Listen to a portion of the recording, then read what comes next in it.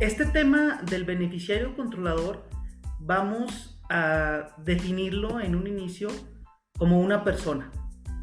Es una persona en una empresa, en una persona moral o en una figura jurídica. Ahorita aclararé más los dos conceptos porque es muy importante distinguirlos, que se está llevando los beneficios de una empresa. Desde el año 2014 quedó plasmado en nuestro Código Fiscal de la Federación una figura que pues realmente ha venido a transformar la forma de documentar las operaciones que hacen las empresas en México, que es el tema del artículo 69 de este Código Fiscal de la Federación, en el que en términos sencillos y generales nos establece dos nuevas figuras en el argot fiscal mexicano, que es las empresas, los CEFOs, que son empresas que facturan operaciones simuladas, y los EDOs, que son empresas que deducen esas operaciones simuladas. Entonces, esta figura me parece muy interesante, de mucha polémica, de mucha controversia, sobre todo por allá en 2015, cuando la Suprema Corte de Justicia de la Nación terminó resolviendo diversos amparos que presentaron las empresas, que presentaron los contribuyentes, en el sentido de una práctica que detectó Hacienda, una práctica que han detectado las autoridades fiscales en nuestro país, que es la conocida figura de los testaferros. ¿Qué es un testaferro? Es una persona que presta su nombre para participar en alguna sociedad, pero que no es en realidad el empresario o no es el que está generando la actividad económica. Solo presta su nombre para poder cumplir con la formalidad de constituir una empresa y en función de ello empezar a generar actividades económicas o no generarlas, pero simularlas. Entonces, de eso se ha dado cuenta el gobierno. Hoy tiene muchos elementos para poder identificar, y uno de ellos es esta figura, el beneficiario controlador.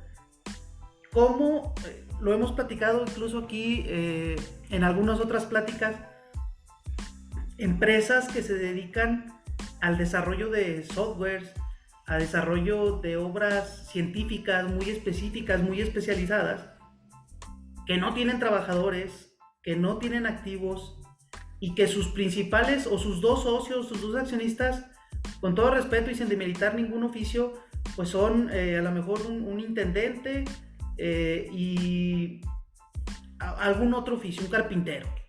Entonces, cuando llega la autoridad fiscal a precisamente validar la materialidad de las operaciones, pues se encuentra con la claridad de que es imposible que esas personas realicen una obra científica específica, especializada, algún software. Entonces, en realidad ellos no son los que están recibiendo los beneficios de la empresa. En realidad no son ellos los que están desarrollando como tal la actividad económica. Y ahorita quizá me estoy estancando en la parte del 69B, en la parte de un ilícito como tal, de una operación simulada, pero también en las empresas que realizan o que desarrollan operaciones reales, también muchas veces no se tiene identificado claramente el tema del beneficiario, de quién se lleva el dinero, quién se lleva los beneficios. Aquí diremos, yo creo que mientras dice el artículo 5º constitucional que toda persona puede dedicarse a lo que quiera, siempre y cuando sea lícito. Ok, el detalle está en que muchas veces se da la vuelta, se simula el control, el beneficio de las empresas con la intención de no generar los impuestos, de no pagarlos.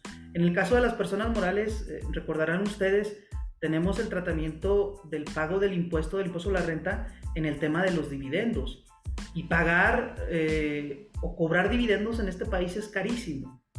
¿Por qué? Porque hay un impuesto del 30% de la sociedad, hay un impuesto además del 10% que a partir del año 2014 entró, que se cobra al accionista, que la persona moral lo tiene que retener y que no se considera provisional, es decir, yo no lo puedo acreditar contra otros impuestos, no lo puedo disminuir de alguna otra carga tributaria. Entonces, ante esa complejidad, las empresas que sí realizan operaciones reales, pues muchas veces no están cumpliendo con esta situación, y es precisamente de lo que se ha dado cuenta la autoridad fiscal. Entonces, desde este sentido, con este preámbulo, tenemos a esta figura desde el punto de vista ilegal o ilícito, contenido en el artículo 69b o derivado de ese artículo, y también los que realizan estas operaciones.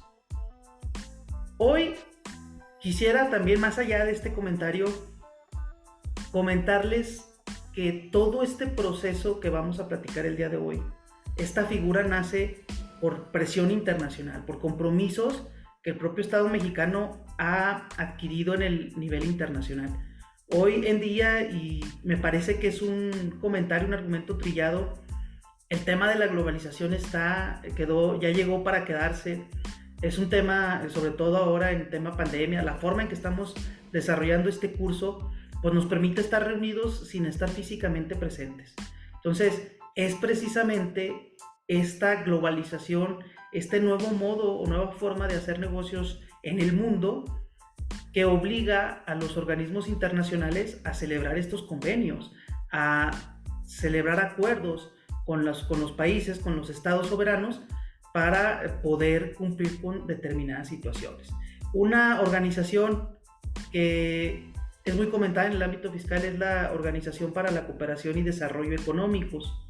Para los cuates es la OCDE.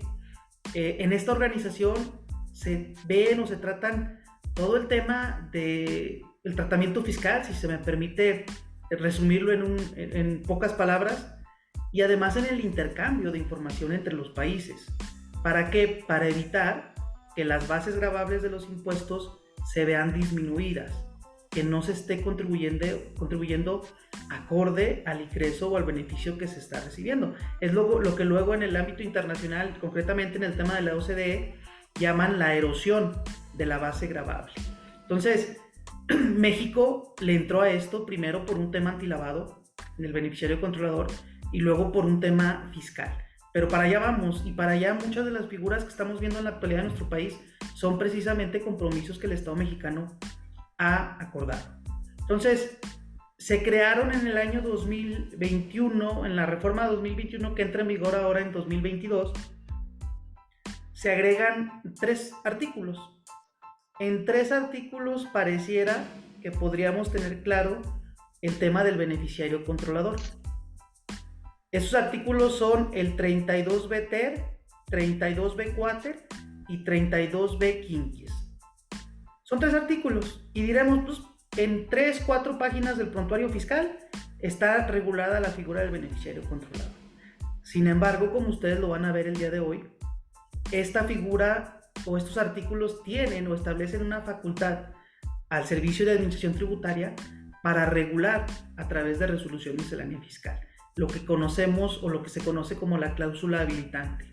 Entonces, sin lugar a dudas, aquí es donde el panorama se hace mucho más complejo, donde ya tenemos que entender y atender disposiciones administrativas como es la miscelánea fiscal, pero, y que es el objetivo de la sesión del día de hoy, entender y conocer la normatividad internacional para poder aplicar la nacional. Y cuando lleguemos al punto específico, se van a dar cuenta del por qué lo estoy diciendo. ¿Cuáles son los 2 supuestos, ahorita a manera introductoria nada más, los 2 supuestos que tiene que da nacimiento al beneficiario controlador? El primero de ellos es aquella persona que obtiene un beneficio por tener una participación en una figura jurídica, por tener una acción, por tener partes sociales en una empresa. ¿Sale? Entonces ahí nace un estándar, un parámetro para identificar al beneficiario controlador.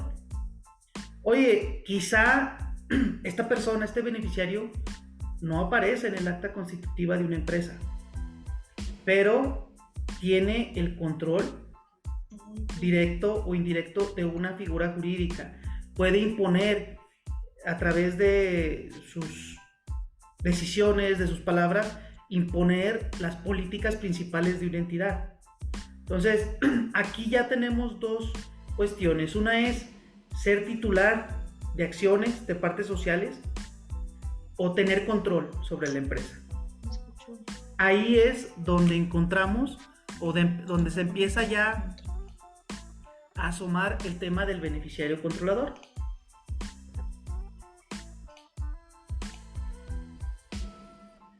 Platicándolo, ahorita nos vamos a meter cómo le hacemos para identificarlo, pero platicando el concepto, oye, ¿cómo tengo yo beneficiario controlador el beneficio? Valga la redundancia. Pues puede ser por medio de otra persona, por medio de otras personas. Hay que recordar el tema de que hay participaciones directas o indirectas. Una participación es directa cuando yo soy titular de una acción, de una empresa. Esa es a manera directa.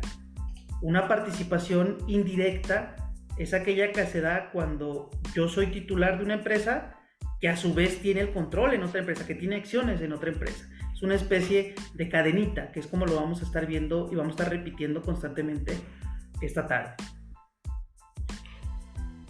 También, por medio de cualquier acto jurídico, este tema me parece muy, muy importante. Me parece que existe también luego la confusión o el desconocimiento de los alcances que tiene una figura, un contrato jurídico, como puede ser la asociación en participación. Si nos remitimos al origen de la legislación que le da cabida, que le da creación a la asociación en participación, pues nos tenemos que remitir a la Ley General de Sociedades Mercantiles, y ahí nos dice, no es ninguna sociedad, solamente es un contrato. Es un contrato entre 2 personas, 3 personas, en el que van a desarrollar una actividad, van a tener control sobre esas actividades, sobre los beneficios que obtengan de ese negocio, sin la necesidad de constituir una empresa formalmente hablando. Sin embargo, en el ámbito fiscal, el artículo 7 de la Ley del Impuesto sobre la Renta incluye a la asociación en participación como una persona moral. Entonces, incluso aquí hemos visto los trámites de la asociación en participación, es celebrar el contrato, el contrato jurídico a través de un notario, de un fedatario público, y cumplir con los requisitos, con todo el tema el de la alta en el RFC, es decir, un contrato que ni siquiera es una empresa va a obtener o tiene que obtener para poder operar fiscalmente, tiene que obtener su registro federal de contribuyentes. A eso se refiere también la posibilidad de realizar o obtener este beneficio a través de cualquier acto jurídico.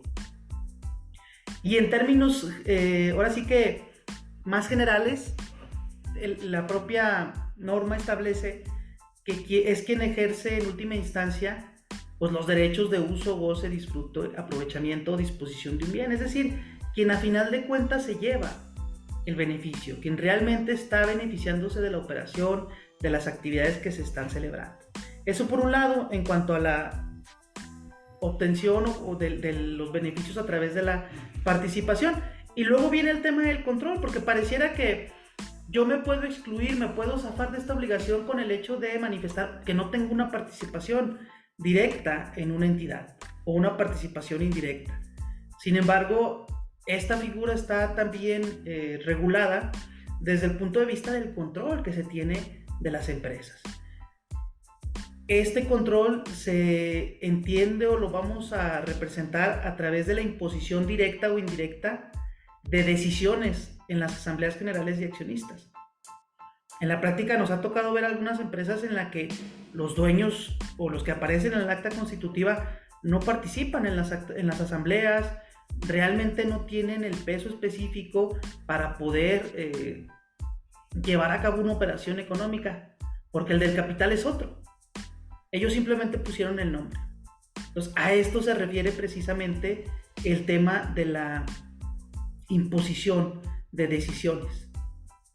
Y dicen, bueno, ¿y cómo compruebas una cuestión de ese tipo? ¿Cómo puedes establecer el tener claro quién impone decisiones en una figura jurídica? Ese es el reto. Y ese es el objetivo de la plática del día de hoy. El que tengamos las bases, los fundamentos para poder aterrizar esta idea en el aspecto práctico, en la implementación de medidas de control interno, de políticas dentro de las empresas, para poder cumplir con esta obligación y salirnos de las multas, que adelantándome, la más bajita está de 500,000 pesos, por no tener identificado al beneficiario controlador. A su vez, cuando el tema de la participación como tal no representa ese control, ese poder, también dice que el control lo puedes tener cuando tienes la capacidad del voto de más del 15% del capital social. ¿Sí? Entonces, aquí ya nos da un parámetro numérico de cómo entender o cómo interpretar que hay un control sobre una persona jurídica. Dirigir directa o indirectamente, el otro supuesto, la administración, la estrategia o las principales políticas de la persona moral. Ojo con esta última viñeta. La voy a estar mencionando en posteriores láminas. Yo no tengo elementos, no hay forma de saber cuál es el beneficiario controlador, con base en estos dos supuestos que estoy mencionando ahorita. Si no lo identificas, si no puedes, entonces no te salvas. Debes de identificarlo a través del administrador único, o si tienes un consejo de administración, cada uno de los consejeros va a ser beneficiario controlador. Entonces ahí radica lo interesante de esta norma, en el que difícilmente nos va a dejar salirnos o excluirnos de la obligación.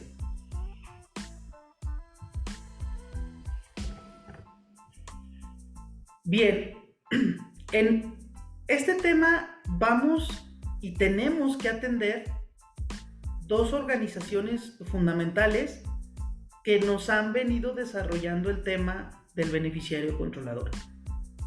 Uno es el GAFI, que es el organismo internacional por excelencia en materia de combate al lavado de dinero y combate al terrorismo.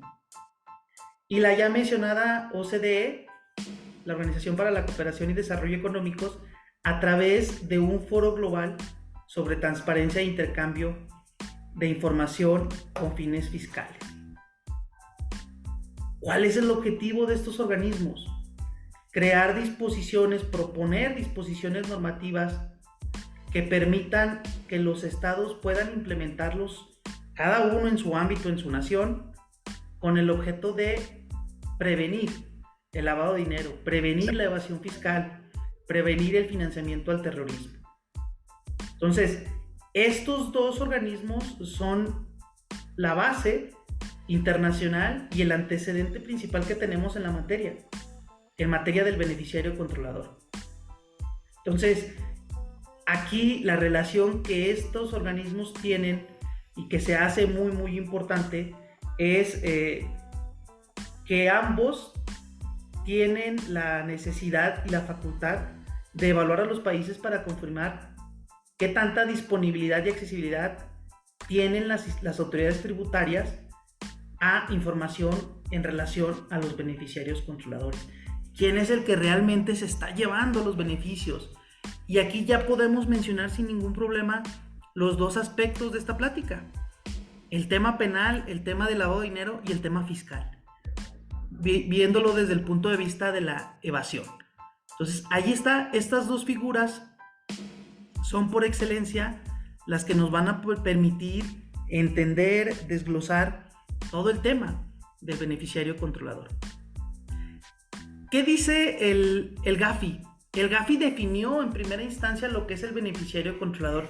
Yo empecé definiendo los supuestos bajo los cuales se da nacimiento a la figura del beneficiario controlador, y lo comencé estableciéndolo desde nuestro marco fiscal vigente, que es el artículo 32B4, que vimos en láminas pasadas. Pero ese concepto viene desde el GAFI, el Grupo de Acción Financiera, que es el que se dedica precisamente a evitar o a buscar proteger los sistemas financieros internacional y nacionales. Entonces, ¿qué hizo la OCDE a través del Foro Global? Adoptó esa misma definición. Aquí quiero mencionar una cuestión. La ley antilavado en nuestro país nació por allá del año 2012.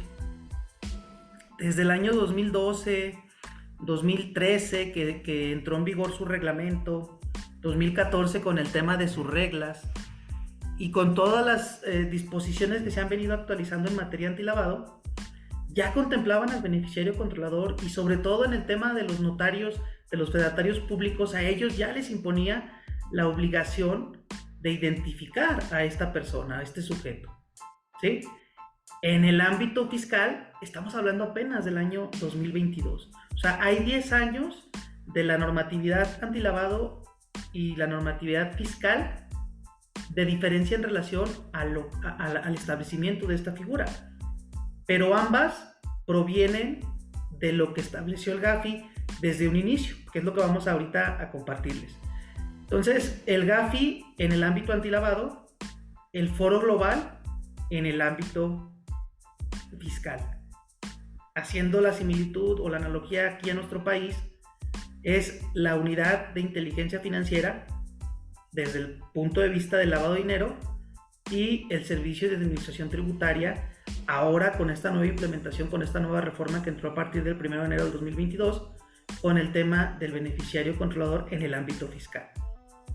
Dice el GAFI, dice el Foro Global, dice la ley antilavado y dice ahora el Código Fiscal de la Federación que un beneficiario controlador debe entenderse como la persona o grupo de personas físicas que efectivamente controlen o se beneficien económicamente de una persona jurídica o figura jurídica.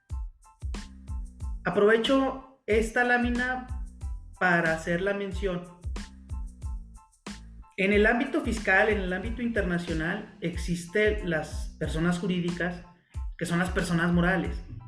La persona moral que conocemos aquí en nuestro país, la más común, la sociedad anónima, siendo esta una sociedad mercantil. Una persona moral, de conformidad con el artículo 7 de la Ley del Impuesto sobre la Renta, también es una asociación civil, es una sociedad civil. Son de las que están establecidas en ese artículo 7, que incluye también al tema del sistema financiero. Si yo me remito al artículo 25 del Código Civil Federal, ahí me menciona qué es lo que se entiende por persona moral y me habla del gobierno, de la nación, me habla de las sociedades mercantiles, en fin. Creo que el concepto de persona moral es amplio. Sin embargo, hay figuras jurídicas que no están o no caben en esa definición y que son utilizadas con naturalidad en el ámbito internacional, en el ámbito nacional, como son los fideicomisos, como son este contrato que hablamos de acción en participación, como son aquellas empresas que se consideran transparentes fiscalmente hablando. Ese tipo de figuras y esta forma de decir, oye, el beneficiario controlador le aplica a personas jurídicas y a figuras jurídicas, es precisamente con el objeto de no dejar fuera ninguna, de buscar que se cumpla el objetivo de la figura del establecimiento de este beneficiario controlador. Continúa diciendo el GAFI que este control o beneficio económico se puede ejercer a través de un porcentaje importante, que es lo que veíamos hace ratito, de que es una participación. La persona física, el beneficiario controlador, tiene una participación importante, ya sea directa o indirectamente, en una empresa, en una persona jurídica o en una figura jurídica. O bien, ese porcentaje representa una participación significativa del derecho a voto. Aquí en esta última viñeta nos adentramos al tema y al concepto del control.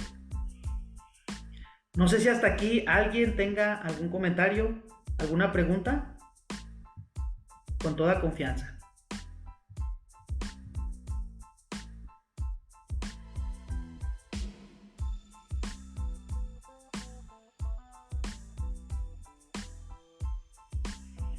Estas dos organizaciones tienen como objetivo el establecer estándares, el establecer parámetros para proteger los sistemas fiscales financieros de los países, desde el ámbito internacional y luego ya de manera muy específica en los ámbitos nacionales.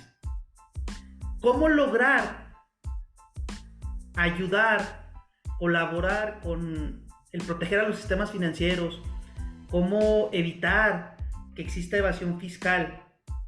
¿Cómo evitar que exista financiamiento al terrorismo, que son actos totalmente despreciables, totalmente rechazables desde el ámbito internacional y desde el ámbito nacional. ¿Cómo evitarlo? Pues con diversas medidas. Una es, o lo que hemos visto, pues son reformas fiscales que van en el sentido de generar mayores facultades a las autoridades tributarias para poder fiscalizar a los contribuyentes. Sin embargo, ese tipo de cuestiones se ha quedado corta. Las autoridades a nivel internacional, en el caso mexicano también, pues se ha quedado totalmente sin los elementos suficientes para poder atender el problema de fondo. Entonces, una de las cuestiones, de los conceptos fundamentales que ofrece esta figura del beneficiario controlador es la transparencia. El ser partícipes de una comunidad internacional a través del intercambio de información. Ese intercambio de información es importantísimo para poder saber por dónde se está moviendo el dinero. Ha habido casos muy sonados, los Panama Papers recientemente, de cómo luego me parece que en la ignorancia, en el desconocimiento, podemos llegar a establecer la creación de cuentas fiscales, cuentas no fiscales, cuentas que están en el extranjero, cuentas que están en un paraíso fiscal. En realidad ya todo ese tema está o ha sido muy cuidado, muy vigilado, y se han celebrado convenios entre las naciones pues para intercambiar información. Ya no es tan sencillo el hecho de tener o poder evadir a través de esos canales. Y la transparencia es una cuestión que a través del ámbito internacional, concretamente del Gafi, retomado por el Foro Global, ha permitido el tener mayor control sobre esta situación. A final de cuentas, todo se resume al concepto del control. Fíjense, platicándolo también para ir desmenuzando de mejor manera el contexto internacional. El Gafi tiene un documento que sirve a las naciones para poder implementar esas medidas en sus legislaciones locales, en sus legislaciones nacionales, que son las 40 recomendaciones del Gafi. Si ustedes se van a Google ahorita y le ponen así en el buscador 40 recomendaciones del Gafi, les va a descargar un documento o los va a ligar a donde está el documento en un archivo PDF en el que ustedes van a poder ubicar cuáles son las principales medidas que la comunidad internacional en materia de prevención del lavado de dinero tiene establecidos, cuáles son las recomendaciones que el nivel internacional le hace a cada uno de los países.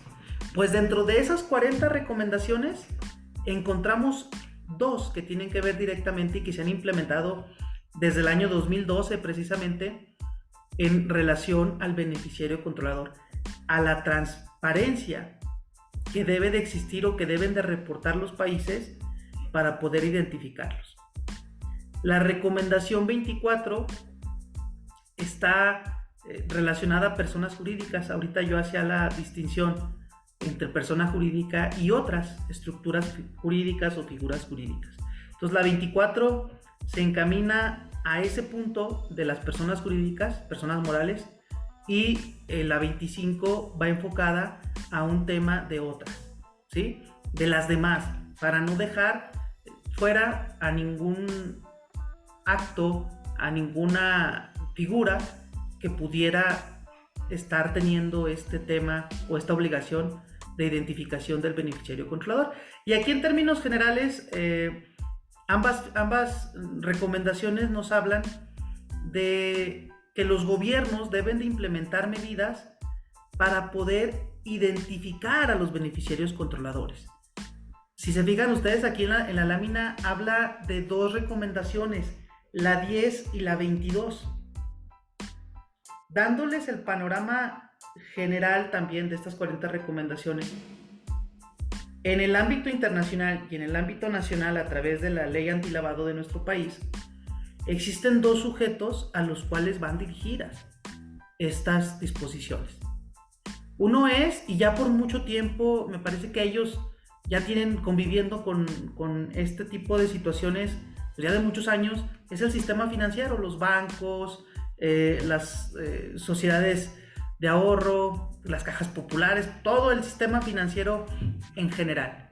Ellos tienen su normatividad específica, la propia ley antilavado, el artículo 15 concretamente, establece y nos remite a disposiciones de la Comisión Nacional Bancaria y de Valores, a disposiciones de una ley de instituciones de crédito, de la cual se derivan o de la cual es una base fundamental para otro tipo de leyes que tienen que ver con el tema financiero. Y los otros sujetos, el otro ámbito, el otro campo, es el de las actividades profesionales no financieras, donde se existe o donde se ha detectado pues que existe alto riesgo de que por ahí pueda haber lavado de dinero, de que pueda haber evasión fiscal. ¿Qué tipo de actividades son estas? Los casinos, la venta de tarjetas de crédito, monederos electrónicos por empresas que no son del sistema financiero como tal. En 2018 entró en vigor una ley de instituciones de tecnología financiera, la ley FinTech, que se llama. ¿Qué otro? El Gafi lo dice, los contadores y los auditores deberían de entrar en estas figuras, en esta identificación de los clientes. Sin embargo, en el ámbito mexicano todavía no los han metido, pero es una recomendación que hace el Gafi. Personas políticamente expuestas, personas que son familiares, que tienen una relación con gente que ocupa un cargo público, que son servidores públicos. Entonces, ese tipo de figuras, ese tipo de personas, si bien realizan actividades, no son concretamente del sistema financiero.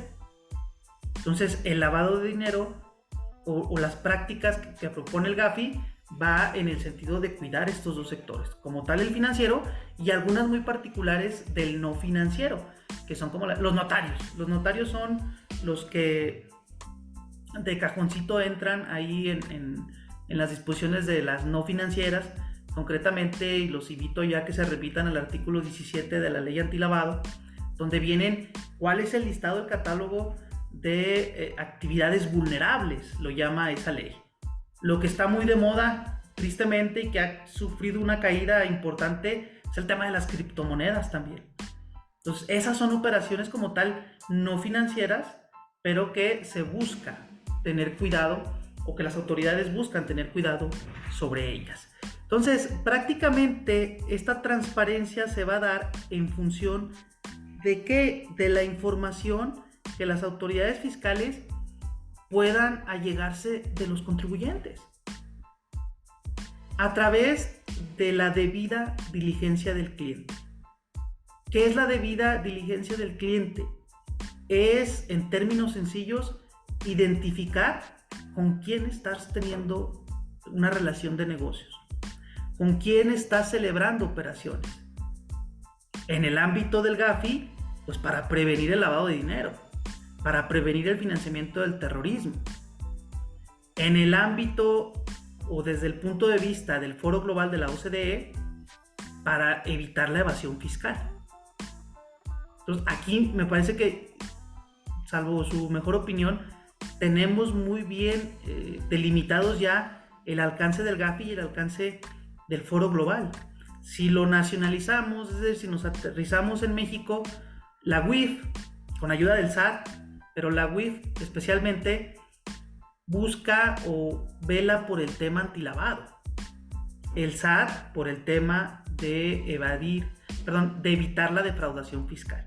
Como tal, no existe el concepto de evasión fiscal en nuestras disposiciones fiscales, pero lo podemos observar, lo podemos entender de lo que establecen los artículos 108 y 109 del Código Fiscal de la Federación, el 103 en materia de contrabando. Entonces, miren, ahí está. ¿Qué hace la recomendación 10? La debida diligencia del cliente en materia o desde el punto de vista del sector financiero. ¿Qué hace la recomendación número 22? Aplicable a los no financieros. Por eso, muy importante tener bien claro el uno y el otro y sus alcances. ¿Con qué se come la debida diligencia del cliente? En el caso general de la ley antilavado, del tema del GAFI, pues tienes que identificar al cliente y verificar su identidad utilizando documentos, datos o información confiable de fuentes preferentemente independientes, que eso es lo ideal en todos los casos. En materia ya de beneficiario final, también nos establece la necesidad de identificarlo, la obligación de identificar a quién se está llevando los beneficios, ya sea por una participación o por un control, directo o indirecto, de una persona jurídica o de una figura jurídica. Y esto nos lleva a un concepto que, ojo, necesitamos tener muy en cuenta y ser muy cuidadosos con esto que les voy a mencionar, que es tomar medidas razonables para verificar la identidad. Oye, pero ¿qué es razonable? Lo que para mí es razonable puede no serlo para Mario. Puede no serlo para cualquier otra persona. La razonabilidad pudiera prestarse a meternos en un ámbito subjetivo. Y esto de medidas razonables, estamos ahorita viéndolo desde el punto de vista internacional. ¿Qué creen? Ya lo trajo el SAT para acá. Ya lo tenemos en el 32B TER, 32B Quater y 32B Quinquis y en todas las reglas de resolución miscelánea fiscal que son aplicables a esta figura del beneficiario controlador. Entonces, este tema me parece que es el punto fino, el de las medidas razonables, el de implementarlas. Pero ¿cómo mido la razonabilidad? Entender y, cuando corresponda, obtener información sobre el propósito y el carácter que se pretende dar a la relación comercial. Esto, insisto, desde un punto de vista internacional, desde un punto de vista de las disposiciones del GAFI. Esto también está para tenerla, tomarle foto, enmarcarla. Este es un extracto de la exposición de motivos del Poder Ejecutivo Federal el año pasado, de por qué se implementaron, por qué se establecieron las multas por el incumplimiento de la identificación del beneficiario controlador. Y dice, no queremos recaudar, ese no es el fin. Si en el camino nos encontramos con recaudación, pues qué bueno. Yo lo que quiero es disuadir a los contribuyentes de no identificar al beneficiario controlador, de proteger el sistema financiero, el sistema fiscal de un país. Y ojo con la última parte de este párrafo, en aras de atender los compromisos internacionales. Lo comencé estableciendo al inicio de la sesión. ¿Cuál es el compromiso que tenemos con el ámbito internacional? Pues está claro, el de adecuar, el de implementar medidas y estándares internacionales, porque en las principales o en las primeras diapositivas estamos siendo evaluados. México está siendo evaluado por el GAFI, México está siendo evaluado por el Foro Global. Hay un montón de evaluaciones para saber si se cumple o no se cumple con las medidas, con los compromisos que el propio Estado ha adquirido. ¿Sale? Entonces, me parece aquí muy claro, muy contundente el porqué de esta implementación, de esta reforma, de esta adición del beneficiario controlador en el ámbito fiscal. ¿Cuáles son, entonces, para podernos ir adentrando a los puntos medulares del día de hoy, cuáles son las disposiciones que debemos de tener presentes para poder entender esta figura? En el tema fiscal y en el ámbito nacional tenemos al Código Fiscal de la Federación y a la Resolución Miscelánea Fiscal. Son esos dos. En materia de la ley o de materia de prevención del lavado de dinero, lo conocido como el PLD, pues están la Ley Federal para la prevención e identificación de operaciones con recursos de procedencia ilícita.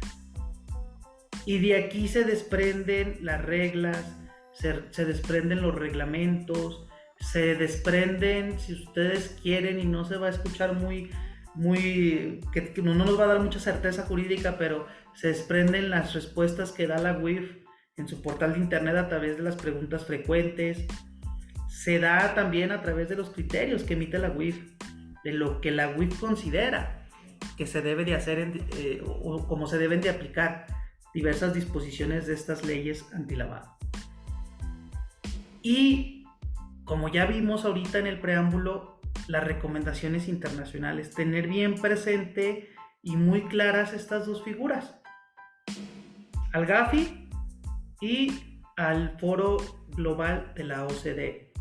Ese va a ser, aquí en la diapositiva me parece que se ve pues muy simple, si queremos ser simplistas, muy sencillo englobarlo. De aquí se desprende un montón de conceptos, de cuestiones que yo al inicio también les platicaba. Pues vamos a meternos a temas mercantiles, vamos a meternos a temas civiles, para poder entender a temas financieros, concretamente la normatividad contable, para poder entender los alcances o ayudarnos también a entender los alcances de los conceptos en la materia fiscal, en la materia legal. Aquí quiero aprovechar el espacio para hacerles una invitación y una recomendación de lectura sobre un libro que trata todo este tema del beneficiario controlador. Este libro es totalmente gratuito y lo pueden descargar ustedes de la página de la PRODECON, la Procuraduría de la Defensa del Contribuyente, y lleva como nombre, aquí incluso está la portada del libro en la diapositiva, El beneficiario controlador en el sistema tributario mexicano, alcances y efectos jurídicos. Si ustedes quieren ahondar más en este tema, quieren explorar, esta es una lectura obligada.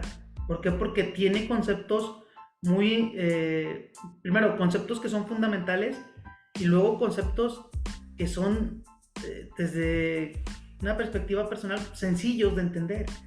Son conceptos que se alejan, me gusta mucho el lenguaje con el que fue redactado este libro, pues son lenguajes que en la medida de lo posible se aleja de los tecnicismos. Entonces, ahí está la recomendación. De este libro es precisamente donde saco yo estos antecedentes. Me parece interesante poderlos mencionar, tenerlos claros. Fíjense, en 1989 se crea el GAFI, este Grupo de Acción Financiera. En el 90 implementa o da a conocer sus recomendaciones. 10 años después, con el inicio del nuevo milenio, tenemos que México ya es miembro del GAFI.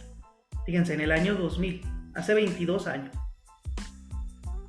Por allá de 2006, México ingresa al GAFI desde el punto de vista de Latinoamérica.